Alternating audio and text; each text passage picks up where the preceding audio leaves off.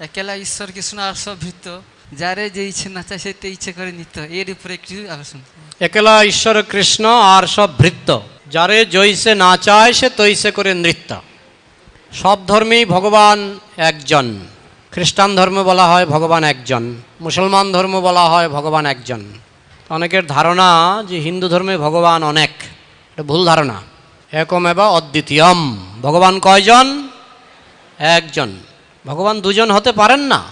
তবে প্রশ্ন হতে পারে, তাহলে রামচন্দ্র, বরাহদেব, নরসিংহদেব, চৈতন্য মহাপ্রভু, আমরা দেখছি অনেক ভগবান। তো তারা হচ্ছে যেমন একই উত্তম কুমার, কোনো নাটকে, কোনো সিনেমায় ভিখারি, কোনো সিনেমায় রাজপুত্র, কোনো সিনেমায় ইঞ্জিনিয়ার, কোনো সিনেমায় ডাক্তার। উত্তম কুমার কয়জন? একজন। একজন উত্তম কুমার, কোনো সিনেমায় ডাক্তার, কোনো সিনেমায় ইঞ্জিনিয়ার, কোনো সিনেমায় ভিখারি। উত্তম কুমার একজন।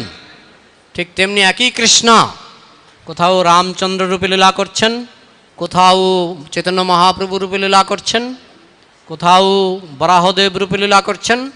কৃষ্ণ একজনই, কিন্তু বিভিন্ন লীলা, যেটাকে আমরা বলি নাটক, চিন্ময় স্তরে সেটাকে বলা হয় লীলা।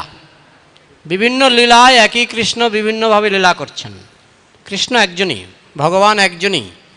কৃষ্ণস্তু ভগবান স্বয়ং। আর যারা ৩৩ কোটি দেবদেবী আছে, ইন্দ্র, বরুণ, সরস্বতী, কালী, এরা কি ভগবান? ইন্দ্র কি ভগবান? না, ইন্দ্র হচ্ছে ভগবানের অংশ, অংশের অংশ। আমরাও ভগবানের অংশ। মামৈ বাংশ জীবলোকে, জীবভূত সনাতন। এই পৃথিবী ভগবানের অংশ, সূর্য ভগবানের অংশ, চন্দ্র ভগবানের অংশ, অনন্ত কোটি ব্রহ্মাণ্ড, অনন্ত কোটি গ্রহ নক্ষত্র সব ভগবানের অংশ। ৩৩ কোটি দেবতা দেবদেবী ভগবানের অংশ, কালী ভগবানের অংশ। তারা ভগবান নয়, ৩৩ কোটি ভগবান নয়, তারা সব ভগবানের অংশ। অংশের কাজই হচ্ছে পূর্ণের সেবা করা। আমার এই যে আঙ্গুল, প্রভুপাদ বলছেন, আমার যে আঙ্গুলটা আমার দেহের অংশ। তা আমার যদি মাথা চুলকায় আঙুল মাথায় যাবে, আমার যদি পা চুলকায় আঙুল পায়ে যাবে, আমার যদি পিঠ চুলকায় আঙুল পিঠে যাবে। অংশের কাজই হচ্ছে পূর্ণের সেবা করা। তাই ৩৩ কোটি দেবদেবীর কাজই হচ্ছে কৃষ্ণের সেবা করা।